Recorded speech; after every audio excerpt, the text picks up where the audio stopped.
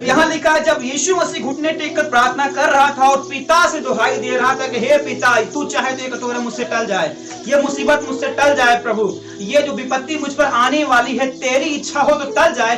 तब लिखा है कि यीशु जब प्रार्थना कर रहा था तब स्वर्ग खुल गया। आमीन। स्वर्ग इसलिए खुला कि उसकी सहायता की जाए, उसकी मदद की जाए, जिस विपत्ति में है उसकी सहायता किया जाए, उसको बल दिया जाए, वहां से निकाला जाए। हालेलुया। स्वर्ग उसके लिए ही खुलता है जो प्रार्थना करता है, और ब्रह्मांड धरती दुनिया में और इस धरती पर उसी के लिए काम किया जाता है स्वर्ग से जो प्रार्थना करता है इस धरती पर। हालेलुया। इच्छा तो सब व्यक्ति करते हैं कि हमारे पास बड़ी गाड़ी हो, बड़ा बंगला, बड़ा घर, बड़ी चंगाई, बड़ा बरकत हो। इच्छा करने से कुछ नहीं होने वाला। आप सोच सकते हो, आपके मन में अभिलाषाएं हो सकती हैं, आपके मन में बहुत सारी चीजें पाने की अपेक्षा लालसा हो सकती है, लेकिन आपके सोचने से कुछ नहीं होने वाला, आपके करने से सब कुछ होने वाला है। हालेलुया। आप जब तक नहीं कुछ करोगे कुछ होने वाला नहीं है। इस धरती पर अपने आप कुछ नहीं होगा, आप कुछ करोगे तो आपके लिए कुछ किया जाएगा। आप जब घुटने टेकोगे परमेश्वर के सामने, संसार और शैतान की आत्मा घुटना टेकेगी आपके सामने, बीमारी टेकेगी, गरीबी टेकेगी, हर एक रोग टेकेगा, लेकिन हम आलस के साथ बैठे रहेंगे तो कुछ नहीं होने वाला। हालेलुया। स्वर्ग और स्वर्ग के दूत और स्वर्ग का परमेश्वर उसके लिए तैयार होता है जो घुटना टेकना जानता है और जो प्रार्थना करना जानता है। बाइबल लिखा उसी रीति के अनुसार, अपनी रीति, मतलब यीशु रोज प्रार्थना करने के लिए जाता था और रोज उसको स्वर्गदूत दिखाई देते थे स्वर्ग से। उसको एक नया चमत्कार दिया जाता था कि जा आज लोगों को चंगा कर, यहाँ जा वहां जा, हर जगह सुसमाचार प्रचार किया जाए। बोलो यीशु मसीह की। स्वर्ग उसके लिए खुलेगा जो प्रार्थना करेगा। आलस से हम बैठे रहेंगे तो शायद हमारी गाड़ी रुकी रहेगी। हालेलुया। और जैसे एक गाड़ी है, खड़ी है, आप चलाओगे नहीं, आगे जाएगी नहीं, उसको वो आगे नहीं डाल सकती। आपको प्रार्थना के द्वारा ही अपने जीवन की गाड़ी आगे बढ़ाना है। जब आप प्रार्थना करना शुरू करोगे तब तक आपकी गाड़ी खसकना शुरू करती है आगे की ओर और उन्नति पाना शुरू करते हो। आप शरीर, आत्मा, प्राण में हर जगह आपने फील किया होगा, महसूस किया होगा। जब आपकी प्रार्थना मजबूत होती है तब आपको अंदर भी मजबूती महसूस होती है और शरीर में भी मजबूती, और हर जगह आपको अच्छा लगता है। हालेलुया। लेकिन जब आप वीक होगे, कमजोर होगे प्रार्थनाओं में, हर दिशा आपकी कमजोर हो जाती है। हालेलुया। हर कहीं कमजोरी महसूस होगी आपको तब जब आप प्रार्थना कमजोर कर दोगे। हालेलुया। बोलो यीशु मसीह की।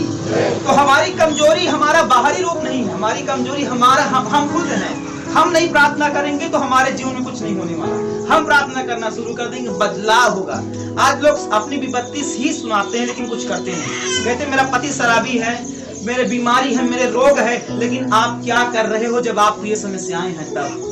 क्या सिर्फ आप लोगों को ही सुना रहे हो कि कुछ अपने जीवन से भी आप कुछ करना चाह रहे हो? हालेलुया। बोलो यीशु मसीह की। आगे लिखा है विपत्ति इतनी बड़ी आने वाली थी, चेलों के ऊपर यीशु क्रूस पर चढ़ने वाला था, लेकिन चेले क्या कर रहे हैं हम देखते हैं। यहाँ पर क्या लिखा है, तब स्वर्ग से एक दूत उसको दिखाई दिया जो उसे सामर्थ्य देता था। वह अत्यंत संकट में व्याकुल होकर और भी हार्दिक वेदना से प्रार्थना करने लगा और उसका पसीना मानो लहू की बड़ी बड़ी बूंदों के समान भूमि पर गिर रहा था। तब वह प्रार्थना से उठा और अपने चेलों के पास आकर उन्हें उदासी के मारे सोते पाया। क्या पाया? यीशु तो इतनी प्रार्थनाएं कर रहा है कि उसके पसीने लहू बन जा रहे हैं। हार्दिक वेदना के साथ प्रार्थना कर रहा है, जोर लगा रहा है प्रार्थनाओं की, परमेश्वर तू मेरे लोगों को बचा और मुझे छुड़ा, मुझे इस विपत्ति से छुड़ा। हालेलुया।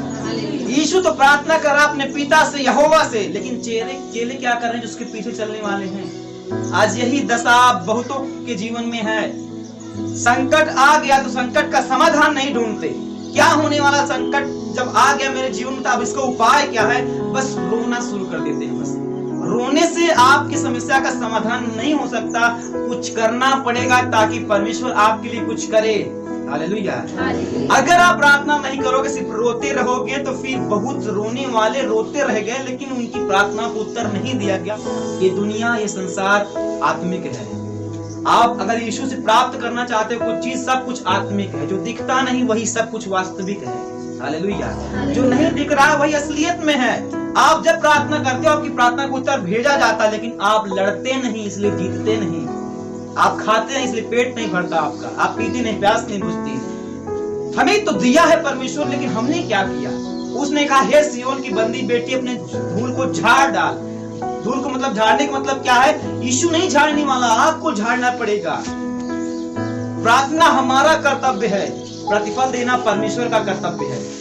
हमें चर्च में आना हमारा कर्तव्य है, फल देना परमेश्वर का कर्तव्य है। वो कहता है तुम करो, फिर उसके बाद मैं करूंगा। एक कदम आपसे चाहता है, फिर वो बढ़ाना चाहता है अधिक।